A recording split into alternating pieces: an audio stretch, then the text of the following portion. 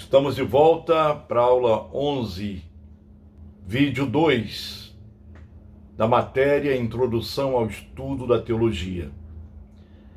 Ainda sobre o crescer na profissionalização, ao realizar-se tal intento, evita-se na teologia o escolho do academicismo. Torna-se saber sistemático estéril o academicismo pelo academicismo. E é pouco significativo diante das questões existenciais e sociais que mobilizam as pessoas e as levam a fazer perguntas profundas, decisivas, essenciais. A teologia terá saber reconhecido na sociedade, não somente por causa da produção acadêmica, mas sobretudo pela relevância e pela difusão dessa produção. Isto é inútil produzir obras acadêmicas apenas por produzir de forma técnica, sistematizada. Tudo isso é importante, mas que tenha relevância para a vida eclesial, para a vida social, para a existência humana com todas as suas configurações. A profissionalização levará concomitantemente à diversificação do perfil do teólogo. Se for realizada na perspectiva da missão de evangelizar, pelo ensino-aprendizagem, os novos teólogos assumirão a teologia simultaneamente como profissão e vocação, forma de viver a missão cristã, o ministério.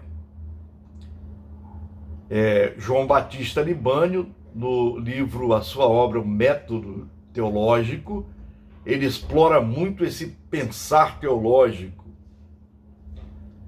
a profissão da teologia como a vocação.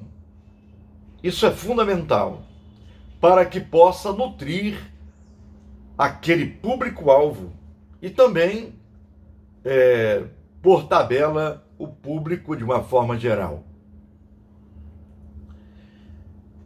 O segundo ponto aqui, a segunda tarefa específica da teologia é promover a unidade e a diversidade do pensar teológico. Promover a unidade e a diversidade do pensar teológico. Em várias partes do mundo, o saber teológico sistematizado tem crescido enormemente em produção de teses, livros e artigos. A teologia acadêmica se ramificou em várias áreas de estudos.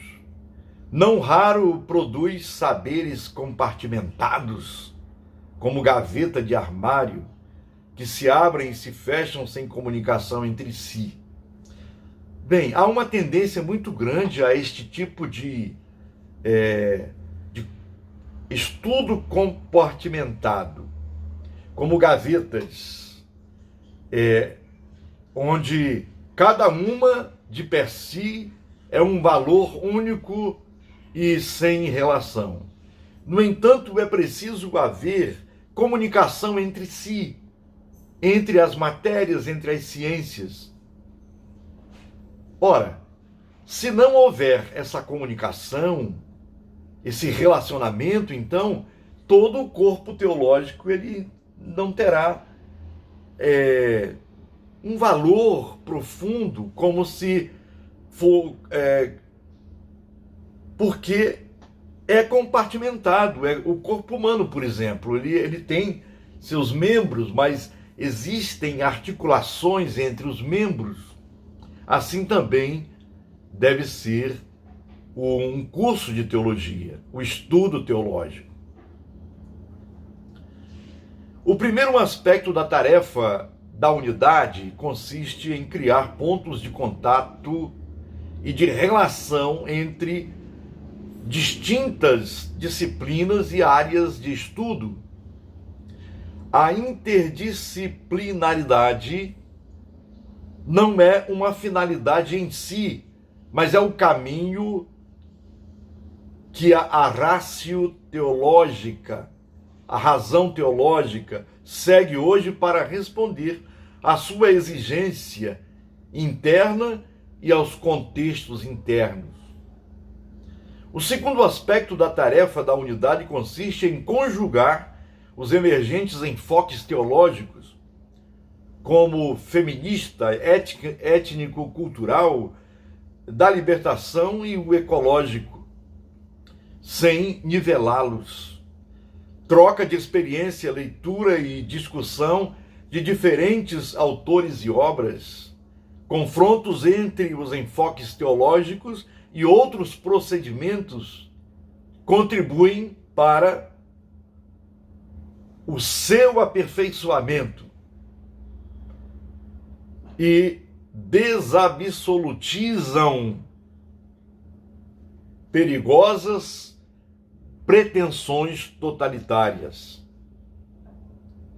Construir unidade diversificada entre os enfoques requer, ao mesmo tempo, respeito e estímulo à especificidade de cada um e o estabelecimento de consensos. No curso acadêmico de graduação, o professor ele seleciona a contribuição significativa de determinados enfoques para a sua disciplina.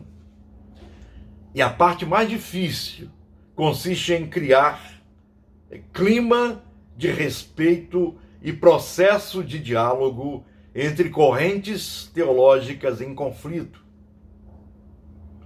Mas a sabedoria e a caridade indicam possibilidades para administrar o conflito. Parcelas da verdade seguramente estão no lado oposto, apesar das limitações de paradigmas, modelos e matrizes filosóficas.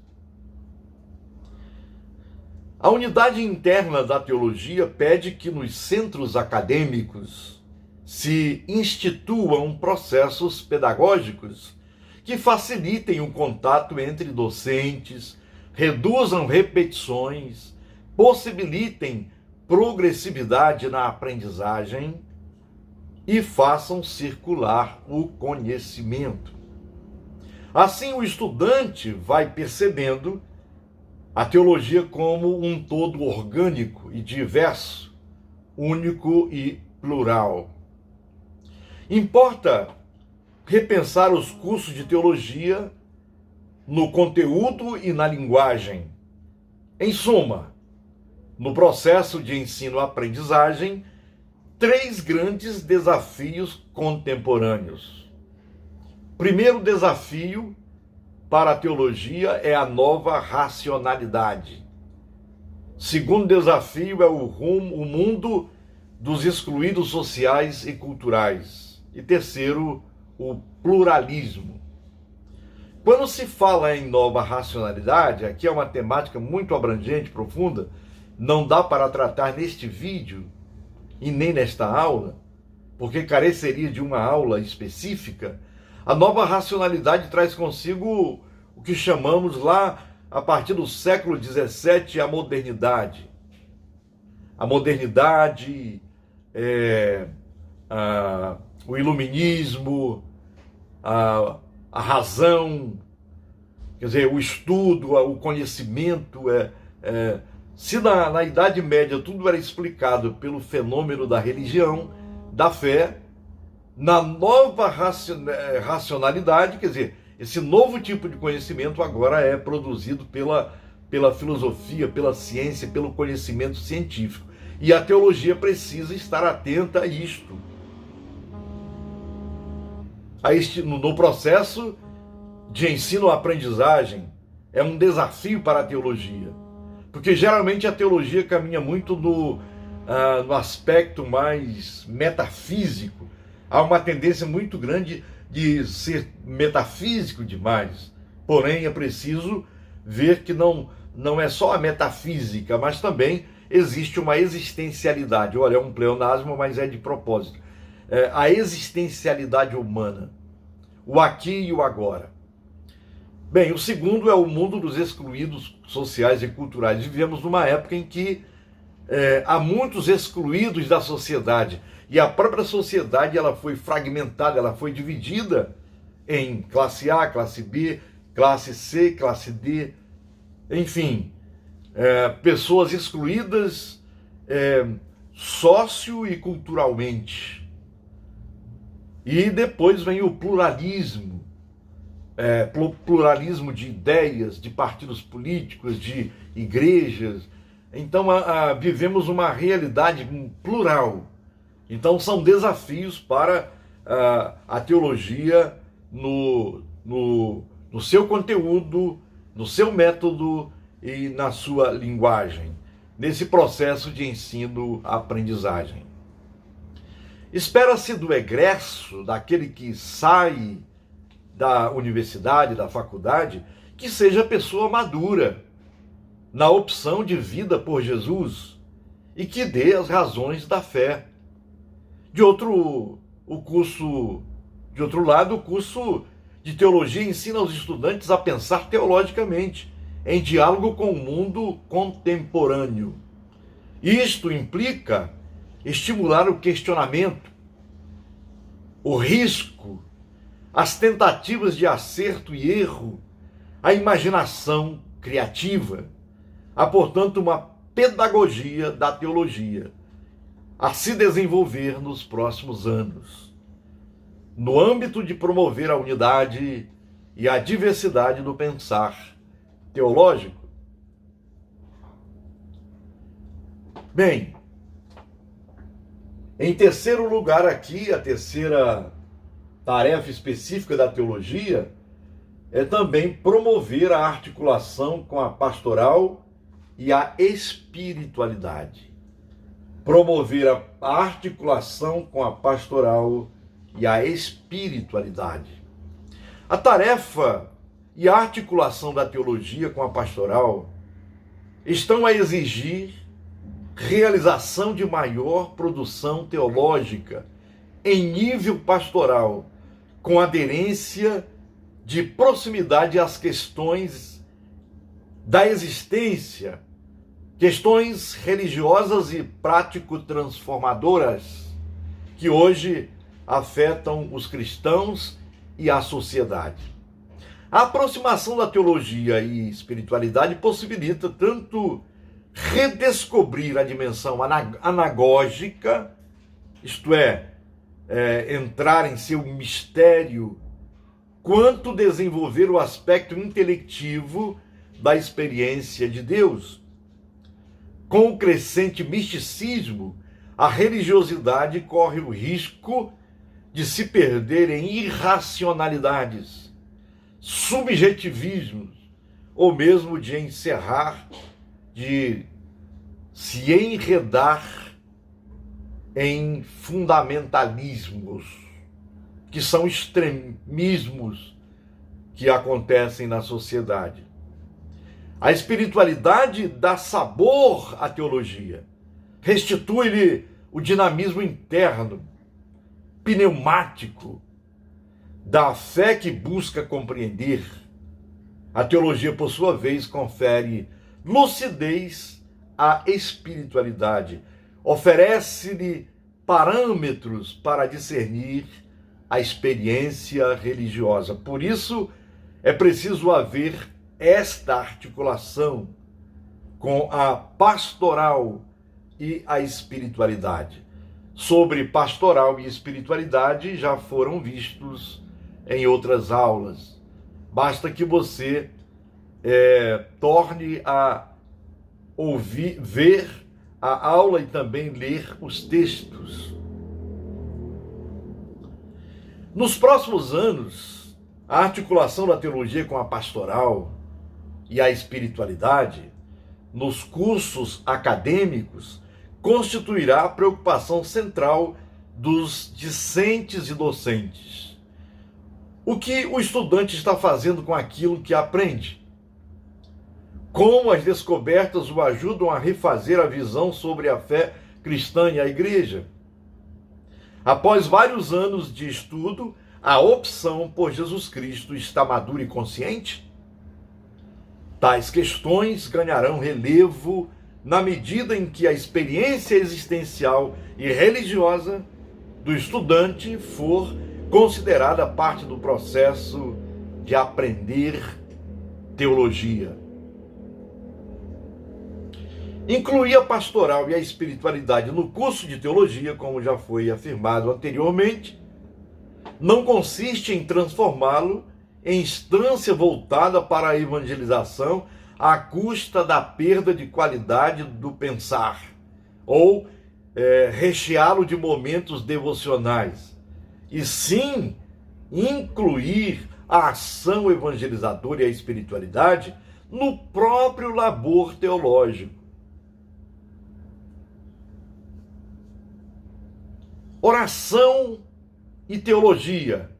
Há uma relação muito grande, tem que haver uma relação profunda entre oração e teologia. A teologia não é ciência de um objeto que lhe permanece estranho e indiferente. Ela é muito mais sabedoria, conhecimento que só une a experiência prazerosa e amante. Iluminação que vem do fundamento e prorrompe na busca e abre a profundidade de Deus. Ela é áxio do espírito e pássio da criatura. Ação do espírito fundamental e a criatura que recebe, e justamente enquanto torna-se também a ação do homem e paixão do mistério que entra na humanidade das palavras humanas. A teologia nasce da oração, dela se nutre, a ela conduz. Enquanto para o cristão a oração é puro permanecer em Deus, pela graça libertadora, acolhida do dom que vem do alto.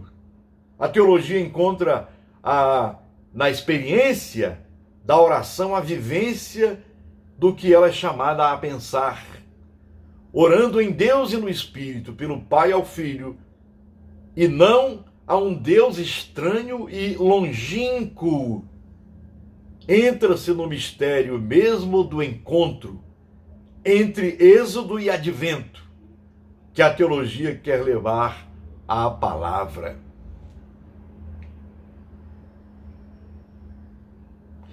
A teologia vive da oração sempre de novo, alimentando-se nela através da escuta obediente da palavra do advento. Orando, o teólogo conformar-se-á com Cristo ao seu mistério de eterna acolhida do amor fontal. O amor fontal, a fonte do amor, é Deus revelado em Cristo, na força e no poder do Espírito Santo. Ela, pensamento do encontro com a iniciativa do amor do Deus vivo, abre-se orando às surpresas do Altíssimo, e orando conhece sempre novos inícios, na experiência vivificante da escuta religiosa da palavra santa, ou da santa palavra. No Antigo Testamento, particularmente no livro dos Salmos, podem ser encontradas orações ao Deus vivo e verdadeiro. E dentre essas orações, escolhi uma aqui, destacando a oração do salmista no Salmo 121. E o orante que se dirige ao alto, assim ele ora, ele fala: eleva os olhos para os montes, de onde me virá o socorro? O meu socorro vem do Senhor, que fez o céu e a terra. Ele não permitirá que os teus pés vacilem, não dormitará aquele que te guarda. É certo que não dormita nem dorme o guarda de Israel. O Senhor é quem te guarda. O Senhor é a tua sombra, à tua direita. De dia não te molestará o sol, nem de noite a lua. O Senhor te guardará de todo mal, guardará a tua alma. O Senhor guardará a tua saída e a tua entrada, desde agora e para sempre. Amém.